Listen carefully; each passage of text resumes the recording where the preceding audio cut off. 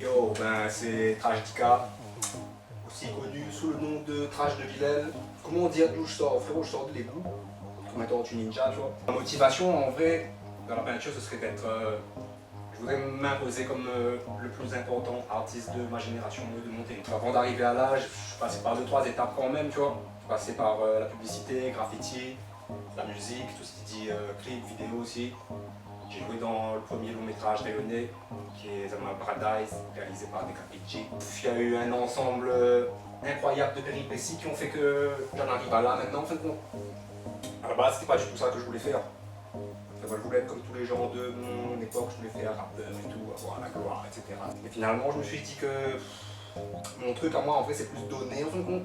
Raconter des histoires en faisant des images.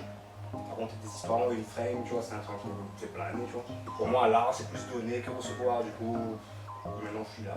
J'ai pas été à l'école plus que ça pour apprendre l'art, en fait, bon. C'est... pour moi, être un artiste, c'est pas un truc que vous apprendre, c'est pas un métier, tu vois, c'est... fait partie de votre personnalité, tu vois, c'est comme si tu voulais... C'est comme un monde altruiste, et ça, être plus orienté vers un métier, ça peut être de mon moi. Pour moi, ça c'est mon nature en fin de compte, c'est comment m'y exprime à moi. Du coup, c'est pas un truc que m'a poursuivi, c'est un train ni comment. Que pour moi, si je m'étais fait pas un bon travail artistique, que je m'exprime pas moi, ben, il est malade, il est mort. En fin de compte, du coup, moi, je fous tout dans le fond, j'arrête la pub, j'arrête le son, j'arrête tout pour pouvoir faire mes travaux, pour me foutre la paix. Fait qu'au pendant le confinement, on avait encore un bagnole, ouais, c'était un BMW. Et j'étais en train de restaurer la BM. Ce truc de mécanique et de faire les travaux de mes mains, ça m'a fait planer en fin de compte, vu que j'étais dans la pub avant. Et le produit final, ta pub, bon, en vrai, ben, c'est un truc qui n'existe pas, tu vois, s'il n'y a pas de courant, ben, c'est mort, tu vois. Ben, en faisant de la mécanique comme ça, je me suis dit, putain, ben, pareil, j'ai envie de faire des trucs, de créer, de toucher la matière, de faire en sorte que ça existe, tu vois. Et pendant le confinement, je me suis dit, vas-y, ben, comme je dessinais déjà depuis tout petit, allons essayer d'aller vers le top du dessin, tu vois, ce qui est, pour moi, c'est la peinture à l'huile. Je suis un peu gros au cœur aussi, en fin de compte, tu vois. Je voulais, tu fait la pousse avec notre grand peintre de l'ancien temps, tu vois. Du coup, je me suis dit, allons rentrer dans le grand bain, allons faire la Formule 1 direct, allons pas faire karting, tu vois. Ce qui est bien au bout de 3 ans, c'est que là, tu as la Cité des Arts, tu commences à reconnaître, qui m'a filé ma résidence, et du coup, en tant que... On va pas dire que c'est une consécration, mais c'est une étape qui me permet de dire qu'il y a une institution qui a validé mon boulot, et que pendant 3 ans, j'étais pas dans l'espace, pendant 3 ans, j'ai pas fait de la merde, tu vois. Et c'est ça la plus grande gratification que j'ai jusqu'à aujourd'hui. Mon format de prédilection, c'est ça. Maintenant, ton compte, s'il fait plus qu'un mètre 30, l'ami content. Mais pense que c'est. Ça, c'est le graffiti, sans fait. Avoir un grand format, 4 mètres, 5 mètres, 10 mètres. Bon, t'en as pas peur à moi, au contraire, tu vois, c'est un train de. Vraiment envie de dominer le format, en fin de compte. Plus le train est grand, plus il veut cartonner, en fin de compte, toi. En fait, moi je trouve que dans l'imaginaire réunionnais, même dans toute la culture qu'on a, pourquoi on n'est pas représenté comme Velasquez représente les personnes. Tu vois, moi j'aurais voulu mettre des frères et sœurs noirs, caf, métis, peints comme des rois, des bourgeois, des trucs comme ça, tu vois. Parce que je trouve, pour moi ça n'existe pas. Je voulais juste que ça existe. Pour moi, l'art rayonné, beaucoup de gens se placent genre dans l'art contemporain, du street art, nanana. Mais frère, pour moi, ça c'est la base, frère. Et on n'a pas la base. Et en vrai, c'est un truc, c'est un concept simple, frère. C'est juste plein des gens que tu connais plus ou moins dans l'esthétique classique et baroque. Bah, moi, ce que m'y aimerais faire dans l'absolu, c'est genre, tu sais, la peinture historique, mais genre, twister et raconter l'histoire selon le point de vue de nous, frère. Parce que l'histoire réunionnaise, elle n'est pas racontée forcément par le point de vue des créoles, c'est ça. Et moi j'ai envie de rentrer justement dans la peinture historique pour dire ce truc là, tu vois, et mettre mon twist dedans, et mettre ma petite critique et ma petite satire aussi, tu vois. Parce que j'aime bien me foutre de la gueule quand même des gens.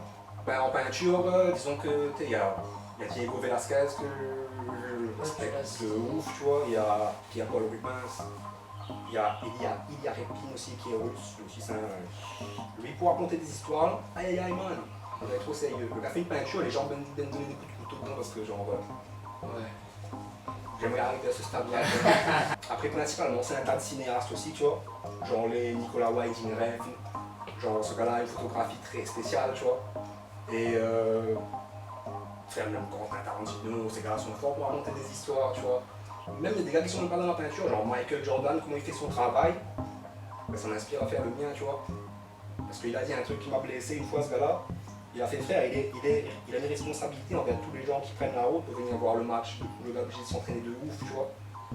Ben, pour moi, les gens qui vont venir voir mes travaux, moi aussi j'ai la responsabilité envers eux. Ils se sont préparés, ils ont pris leur bagnole, ils sont venus. Je veux pas qu'ils soient déçus, frère. Je vais faire plein de parallèles entre le parcours des gens qui n'ont rien à voir avec le mien et trouver un truc, faire genre même Lewis Hamilton qui fait de la Formule 1, Michael Schumacher, ces gars-là, ils m'inspirent mon boulot. Le fait qu'ils ont une éthique de travail, en fin de compte, ça me fait planer.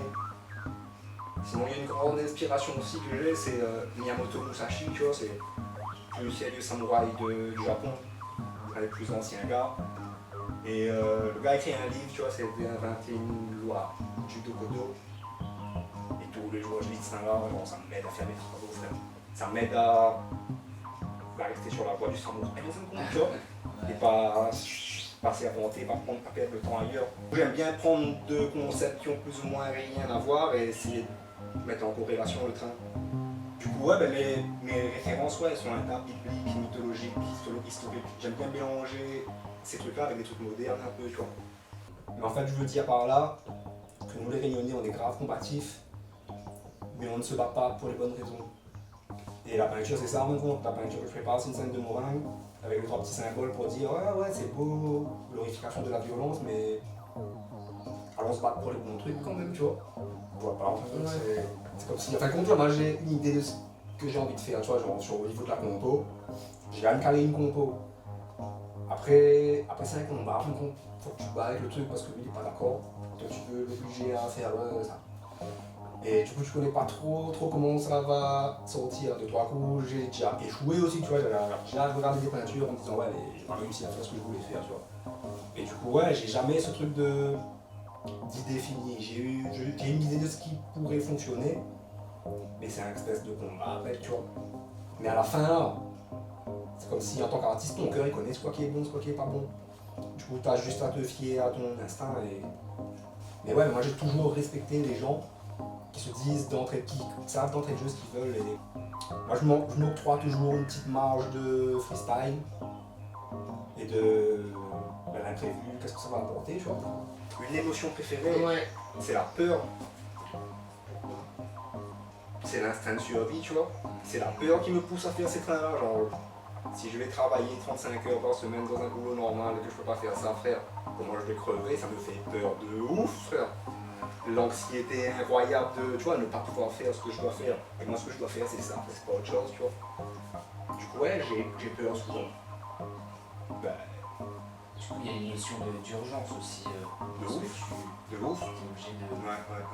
Même si ça fonctionne pas, admettons que je ne m'en sors pas et que j'arrive pas à mes objectifs, genre d'être reconnu comme un et je m'en bats les couilles dans le sens où j'ai réussi à faire sortir mon truc, mais ça a fait peur ce petit truc là, tu vois, et j'aime ça en son compte. Tu vois, quand c'est trop confortable la vie là, peut-être pareil, les êtres humains ils sont pas au top, mais ils sont trop confortables, frère. C'est disparaît. Pour moi, il y a un mélange de rouge et de bleu, tu vois, parce que justement on a bossé avec les couleurs quand on travaillait l'acting, l'actor studio, tu vois. Le bleu c'est la peur, le jaune c'est la folie, le rouge c'est la passion, ouais, tu vois, peur, tout ça. Ouais. Et du coup, ouais, la peur c'est un mélange un petit peu de tristesse et de. En fait, tu peux colorer ta peur différemment. Tu peux avoir peur et être dans la folie aussi, tu vois. Du coup, ça peut être genre bleu et jaune, ça peut être vert. Mais ouais, pour moi, la peur ce serait plus comme un rouge et bleu, un mauve sexy, tu vois. Quoi? Ça.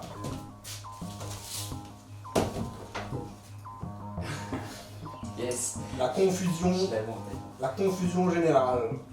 En fait, c'est pas la confusion générale. À première vue, c'est la confusion générale. C'est juste qu'il y a deux personnes qui sont pas d'accord, tu vois, ils veulent se taper.